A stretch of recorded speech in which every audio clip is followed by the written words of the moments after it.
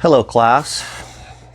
In our last episode, there was a Jew that shot a Nazi official, and so everybody's up in arms about that. So here we go. 2 nights later, Moody is clinking dinner dishes in the kitchen sink as Hugo dresses. The radio is on and has been on for 2 days, so Hugo can listen and sputter and shout about the news. Hugo shrugs into his thick black coat, picks up his SS hat. He nuzzles Moody's neck. "Be careful. Don't go out tonight," he says. "And don't wait up." There's a dangerous glint in Hugo's eyes. Hugo leaves. Helmet stands at the window, watches as Hugo crosses to the corner. It's drizzling. The black pavement gleams wet. The street is quiet, oddly quiet. No police, no pedestrians, just the distant rumble of the streetcar. Under the gas lamp, Hugo greets several men, all wearing uniforms. They stand proudly as if their uniforms make them something. 2 are so drunk they lean against each other. The night seems ordinary enough, just a bit darker than usual, a bit quieter. Moody calls Helmet from the window. She has changed the radio station and a Wagner opera now fills the flat. "Come dry," she says to Helmet, pressing a dish towel into his hand.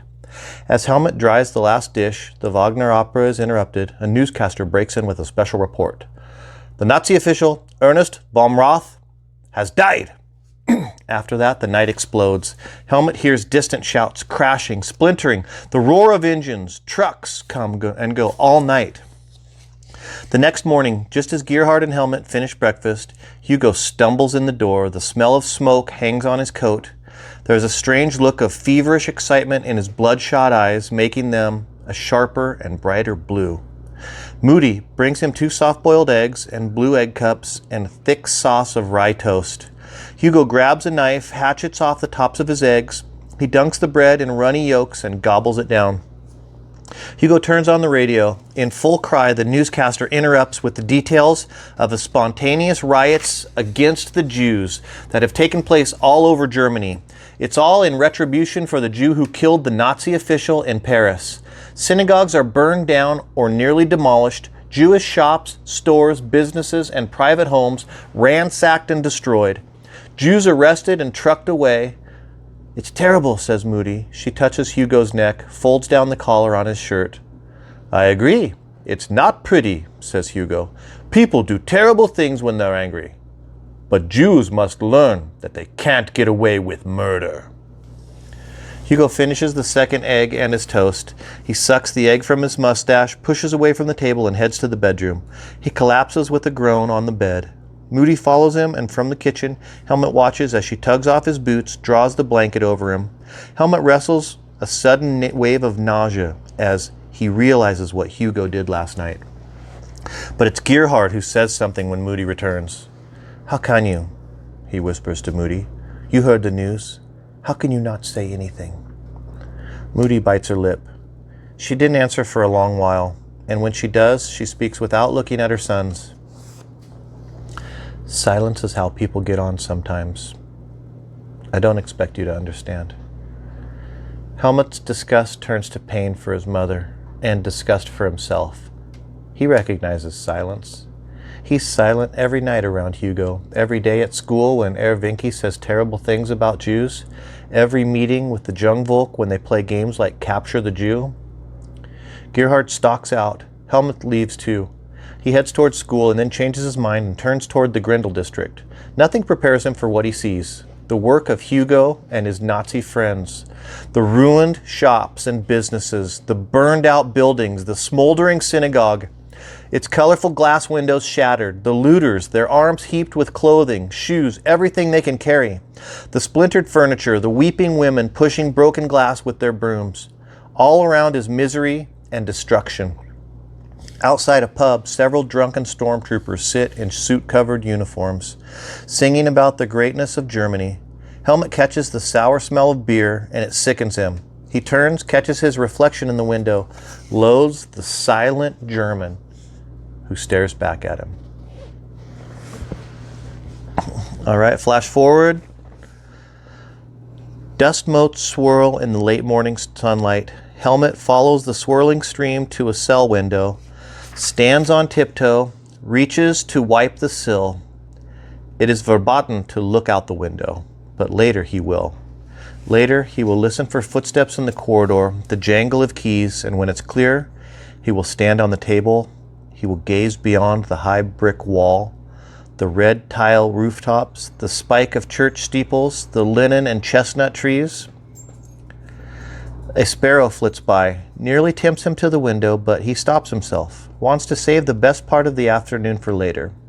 Doesn't want to sit either, so he paces 8 steps the length of the cell, pushes off the back wall, turns and takes 8 steps back, pushes off the front wall, back and forth, back and forth. He blocks out the jangle of keys, the clang of cell doors opening, closing, the words, "Come with us, it is time." Okay, flashback. Another Christmas, another New Year. 1939, an uneasy peace falls across Europe. That spring, Germany annexes Czechoslovakia and then demands Danzig and the Polish corridor, the land separating Germany from East Prussia. Britain and France send a stern warning to Hitler, promising to support Poland if Germany threatens to invade. An uneasy peace settles over the Strattenhaus flat. 2. Unable to tolerate Hugo any longer, Gerhard moves out, taking over a small bedroom in Oma and Opa's flat. Helmut misses Gerhard and falls into a routine designed to avoid Hugo. Morning at school, noon meal with Oma and Opa, evening study in his bedroom. There, Helmut also eats supper as he does his homework. At school, he takes typing and stenography classes. He prefers to practice in quiet where Hugo won't make fun. If Moody minds that Helmut eats alone, she doesn't say more. She doesn't say. More and more these days, silence is how they get on. Now 14, Helmut graduates into the Hitler Youth proper. Though he skips the meetings as often as he dares, the Hitler Youth isn't as fun as the Jungvolk. The older boys take everything much more seriously. The drilling, the weapons training, the endless military parades. He despises their politics too. The way they power over one another. The way might equals right. Their games are brutal, as if they enjoy shedding blood on the field, pummeling the weaker ones, and if you don't follow along, the Hitler Youth leaders threaten you with extra drills and fines and weekend detention. Gerhard turns 18, and one night he and Helmut walk down the Strudehaus, past what used to be Herr Schlegman's butcher shop and Herr Kattenbach's bake shop. The shops now bear Aryan names and swastika banners. I got my letter to appear before the military induction board, Gerhard tells Helmut. The news stuns Helmut. You're being drafted? But you have school. Gerhard shakes his head. They granted me a deferment until I graduate, but I must still serve 6 months in the Reich Labor Service. What about Hans? Asks Helmut. He won't be drafted, says Gerhard. He already serves the fatherland by building submarines. The two brothers walk on in silence. All sorts of bitter feelings rise in Helmut until finally he says, Hitler promises peace, but every day he moves us closer to war. I feel it too, says Gerhard. There doesn't seem to be anything we can do to stop the arrogance and hate and spite that lead to war. Helmut looks at the swastika banners fluttering over the shops. The flags seem to gloat, seem to goose-step triumphantly down the street. By summer's end, the newspaper headlines scream about atrocities that Poles are committing against ethnic Germans. Hitler sends troops to the Polish border. War clouds gather and erupt. On September 1, Helmut bursts into his grandparents' flat and snaps on the radio. Gerhard, did you hear? The Poles have attacked us. They fired shots at our soldiers and now we're firing back. We're at war.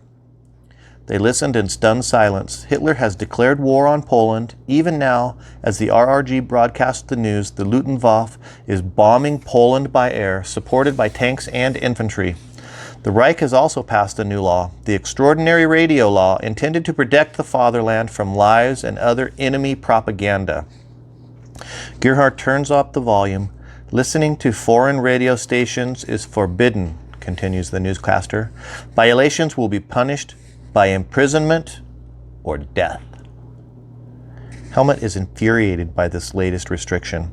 How can the Nazis do this? He asks. How can we trust that they will tell us the truth? I love Germany, but this makes me hate it. Helmut, says Gerhard, don't say such a thing. It's still our country, no matter who leads us. We must obey the law. I hate the thought of war too, but we mustn't We must defend the fatherland no matter what. Helmut snaps off the radio. The world has turned upside down, and yet it feels as though Hitler has been preparing for this moment for a very long time. 3 days later, the world spins wildly again when the British and the French honor their promise to Poland and declare war on Germany. British planes fly over Germany, littering the cities with leaflets. Helmut picks one up. It's a warning to the German people. Your rulers have condemned you to the massacres, miseries, and provocations of war. They can never hope to win, the leaflet says. He stares at the sheet. The Nazis call these leaflets enemy propaganda designed to undermine German morale. By law, Helmut is supposed to destroy the leaflet, but he doesn't. Not right away. How can he be expected to obey a law that feels so wrong?